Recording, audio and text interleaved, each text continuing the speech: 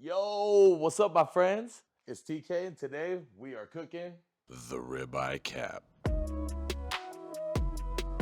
This cut has to be one of my all-time favorites. It's a tender, buttery umami experience you will never forget. And this right here is your typical ribeye steak. Here in the center, we have the eye, which has the firmer consistency, kind of like a sirloin steak.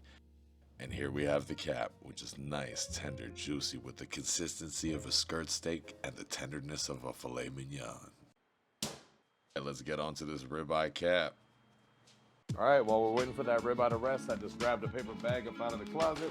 We don't waste around here. These are some old waste to start the fire.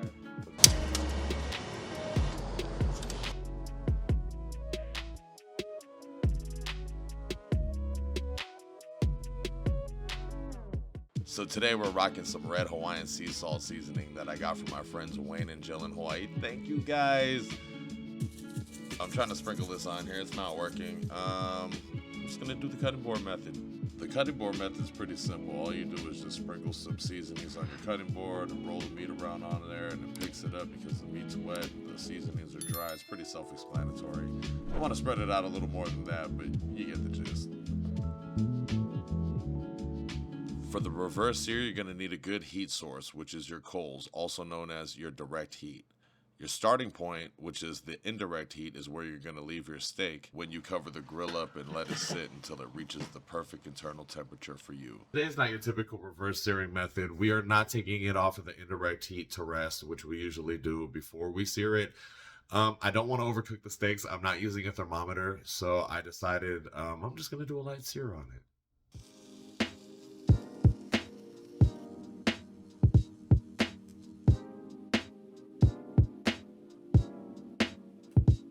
Super stoked, man. Let's get into this ribeye cap.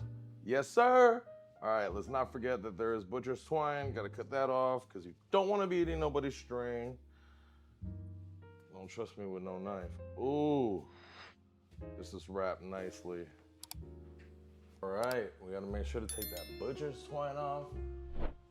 That is super important. All right, let's cut through the fat piece to see if I know how to cook a steak. That's not bad. A little bit overcooked. That's definitely a nice medium though for not using a thermometer. So if it's against the grain, yes, you're supposed to do it like the Brazilians. You see that? Yeah, that's definitely my bite with all the seasonings. Oh Lord. That right there is looking delicious. Oh my God, it feels like butter cutting through this thing, dude.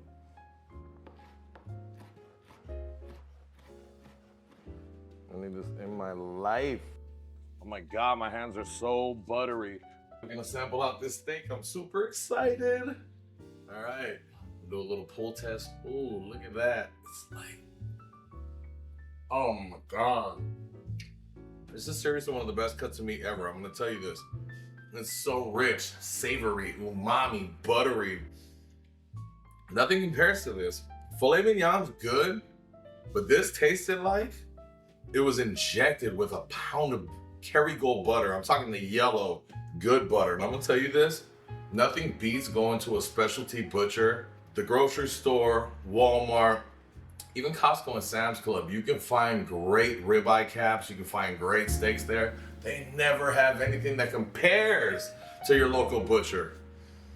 If you have a hard time finding this cut, your neighborhood butcher, specialty butcher has this cut in hand. Now, if not, nobody happy as, oh my God, it's delicious. Nobody happy as ever to help you out. No matter what piece you grab of this steak, it literally just rips apart. I'm talking, look at this. Oh, this steak right here from the butcher tastes like what made me fall in love with steaks to begin with. Steaks, they don't hit the same, I feel like. But you know what? This right here, it's the bee's knees. It is the king of all kings, the ribeye cap. Ooh, Spinalis Dorsi, the Deckle, the ribeye cap.